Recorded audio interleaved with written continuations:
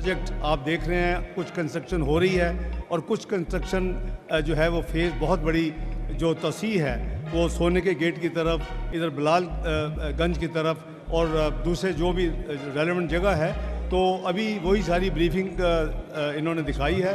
तो इंशाअल्लाह नेक्स्ट पाक पूरी कोशिश से उनको मैंने रिक्वेस्ट की है कि ज़रा टाइम को स्क्वीज़ करें और जितनी जल्दी हो सके ये हजूर दाता साहब की जो मज़ार की तोसी है इस प्रोजेक्ट को जल्दी से जल्दी मुकम्मल किया जाए। और उन्होंने काफ़ी एश्योरेंस दी है कि इंशाअल्लाह बहुत जल्दी वो इसमें मज़ीद टाइम रिड्यूस करेंगे। हम बड़ी मुस्तक़बिल करीब में एक तफसीली मीटिंग भी करेंगे, माजी में भी की है प्रोजेक्ट के हवाले से। आज चूँकि तकरीब थी और वो यहाँ मौजूद थे तो उन्होंने कुछ अब तक की जो प्रोग्रेस है उसको शेयर किया है। तो अगर आप किसी का सवाल है तो ये बताएं, आप दाता के मानने वाले भी हैं, गरीब परवर भी हैं, महंगाई के झील से आप तो नारा लगा के नून लीग का महंगाई से निजात मिलेगी, पिस गए हैं, लोगों के पास पैसे नहीं है खुदों में शीशियाँ खरीदने के लिए, तो नून लीग आगे इलेक्शन में कैसे जाएगी जबकि तरीके इंसाफ आ रही है आपको डैमेज करने के लिए आप लोगों देखिए बात ये है कि जो महंगाई है वो ये हुकूमत नहीं लाई, ये आपको ज़रूर रजिस्टर होना चाहिए। ये वो पाकिस्तान को उस वक्त याद कर रहे हैं जब मियाँ मोहम्मद नवाज शरीफ वज़ीर आज़म थे 2013 में।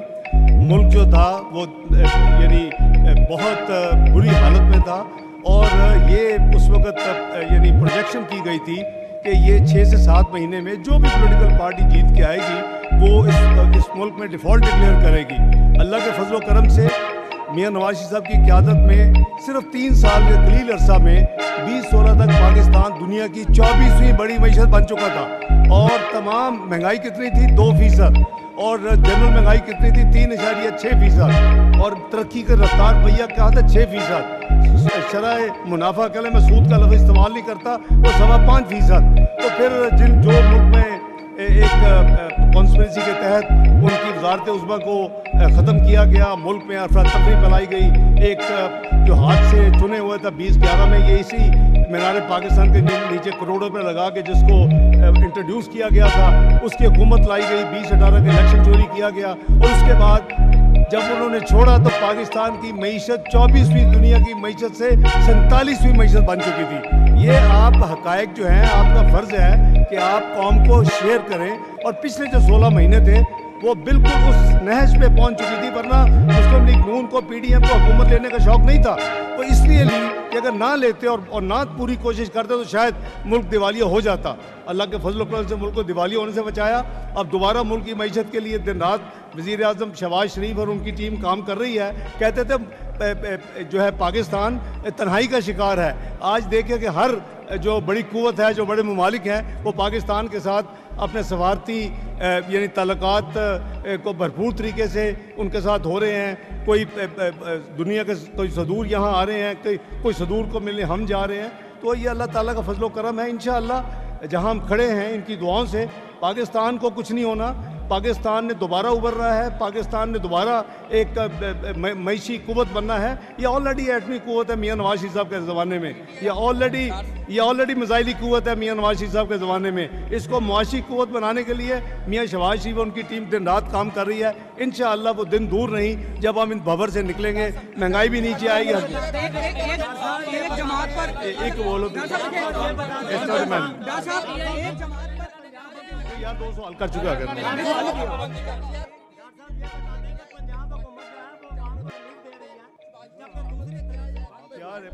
सामने का बात करो।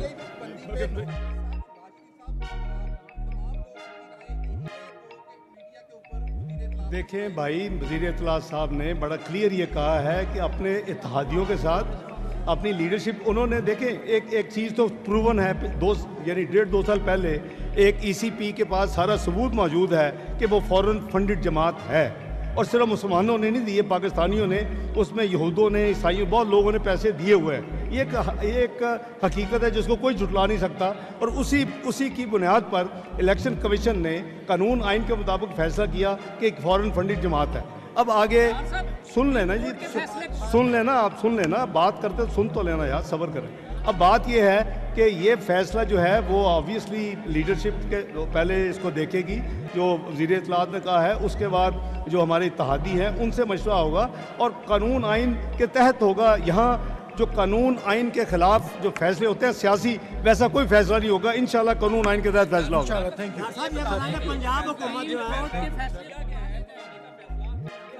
मैं अभी जवाब दे दिया ना यार, मैंने जवाब दे दिया ना भाई, जवाब दे दिया, अभी फैसला हुआ नहीं, आप पहले पूछ रहे हैं यार।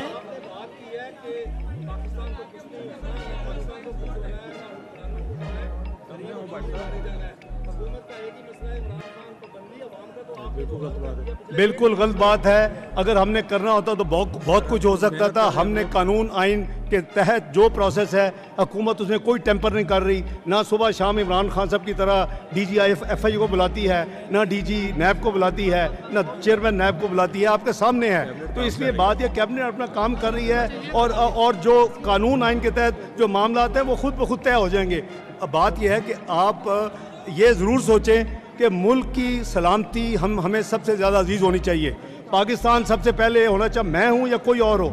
अगर वो पाकिस्तान की सलामती के ख़िलाफ़ को काम करता है तो वो हमें काबिल कबूल नहीं है। इसके अलावा सियासी मुफाहमत हो सकती है, मैं सारी ज़िंदगी मुफाहमत करता रहा हूँ। इसी PTI के धरने मैंने मियाँ नवाज शरीफ साहब की इजाज़त और उनके डायरेक्शन पे उनसे बातचीत करके उठाए, तो ये बात नहीं है। लेकिन 9 मई का वाक़या काबिल कबूल नहीं है और जो उसमें मुलव्वस हैं, जो भी हैं, कानून आइन के बिना उनको